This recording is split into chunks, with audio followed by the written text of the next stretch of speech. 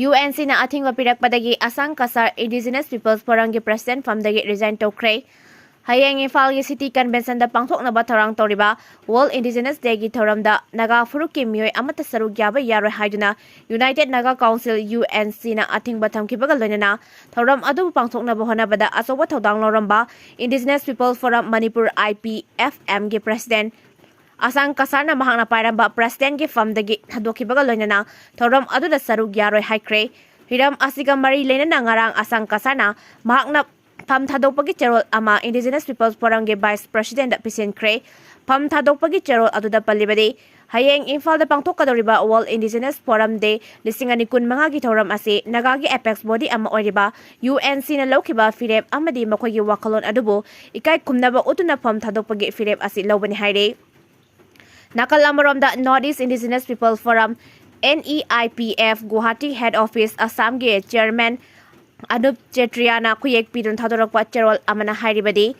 UNC na World Indigenous Day lisingani kun manga gi thoram Imphal da pangthokna ba honabada asawa thodang loriba Asang Kasar da kihanbagi thabak sathariba ase yaningde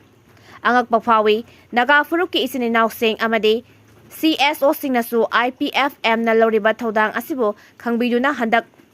thorakliba wafam asi lebak miyam gi mamangda serana na sakidana ba honamina si haina fangdurakle Sedak asida Indigenous People Forum Manipur IPFM gi President oiramba Asang Kasar na President gi fam thadokivaga loinana Vice President oina thau puramba Rohan Firem na Indigenous Peoples Forum Manipur gi President in charge gi fam puba hokre haire Naga gi lamda border fencing khabagi matangda UNC na mifam kaukre FRM sana halu amadi Naga gi lamgi serukta Indo-Myanmar border fencing khabagi thabak lepkadaban haina United Naga Council UNC ge makaidage Government of India na pisin kiba ultimatum adugi matangda lagliba August 13 da loibaga loinana makhataba firep launabagi dama UNC na mifam kaukre UNC gi General Secretary Barayo Satsangna kuyek piduna thokiba cherol amana Lagliba August 13 gi ayuk pung 13 taba matamda UNC gi Secretariat Office ta Emergency Presidential of Council gi meeting ama pangtholagani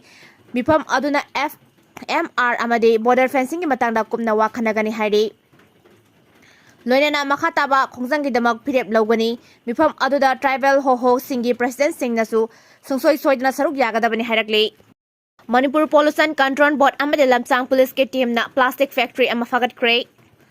Manipur Pollution Control Board amade lamsang police ke apun ba team amana plastic factory ama fagat pangam kre tawdo asinga si ayupung taraga minitra mga tabada akakna ba paw ama fangbadage Manipur Pollution Control Board amade lamsang police ke apun ba team amana Impal West ke Haurang Sabal the plastic factory ama leira habadage mafam duda sangsin duna drive chathabada yamna ba dispo glass sadun leiram bathengda ke dispo plastic glass adu khara amana ningthina pack tobal loiraga matung paisinduna leiram bathengna ke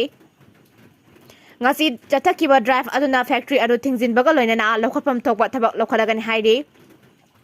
factory adda local gi miyoi khara amaga na local gi miyoi khara ga thabak suramba sathengna ke apun ba team aduna dispo glass truck mapot ama herma ga loinana raw material singsu phagat pangam ki adu factory adu gi mapu kanano haiba chap chaba khangba ngamdre panbayai housing Manipur single use plastic thingbagi akan ba drive ama amadi khwarambal kaithen yauna Manipur gi mafam kaya da phamba dukal singda